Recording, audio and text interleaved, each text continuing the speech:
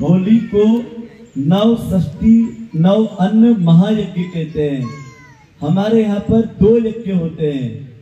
एक दीपावली का यज्ञ होता है जब हमारी वर्षा ऋतु की फसल आती है, और दूसरा यज्ञ होता है जब हमारी शीत ऋतु की फसल आती है।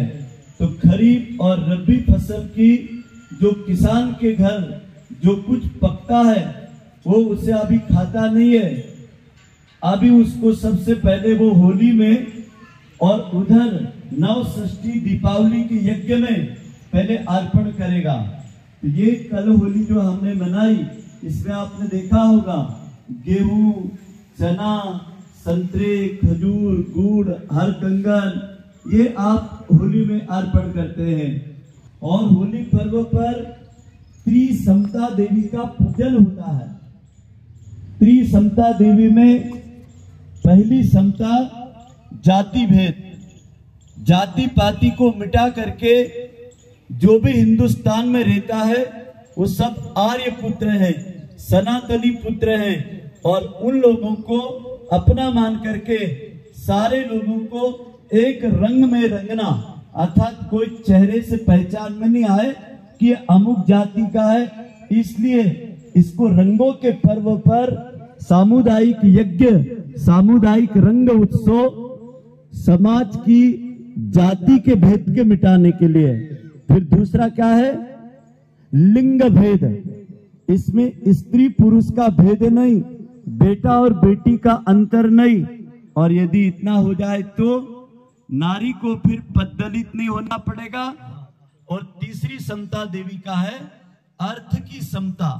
अभी यहाँ पर गरीब अमीर सब एक जगह बैठे हुए हैं, गरीब अमीर सब एक रंग में कुछ मिनटों में रंग जाएंगे, और सब लोग धूल में बैठेंगे, जमीन पे बैठेंगे, बराबरी में बैठ करके गीत गाएंगे, उत्सव मनाएंगे। इसका मतलब अर्थ भेद भी मिटना चाहिए। होली एक दूसरे को गले मिला करके, एक दूसरे के प्रति समानता का भाव लेकर के, एक दूसरे को प्रकृति के मिलन के साथ उत्सव मनाने का महापर्व है। आज हमें रंग क्यों खेल रहे धुलंडी का?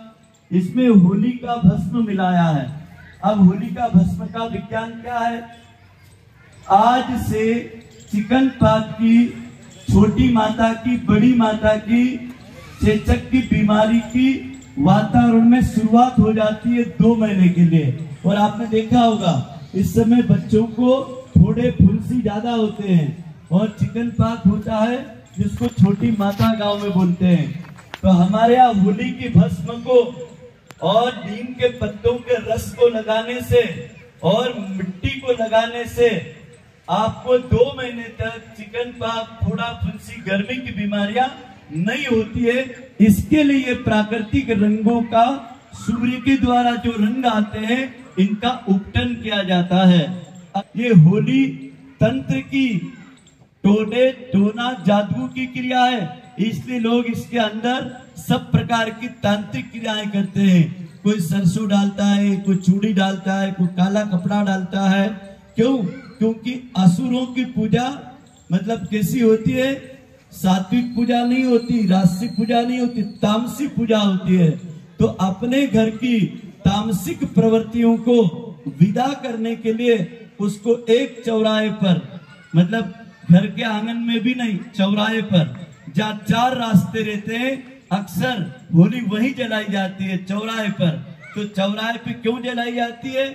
जितने जादू टोना टोटगा लोग करते ना, सब चौराहों पर करते हैं। मतलब आपने देखा होगा नवरात्रि की नवमी को लोग क्या करते हैं?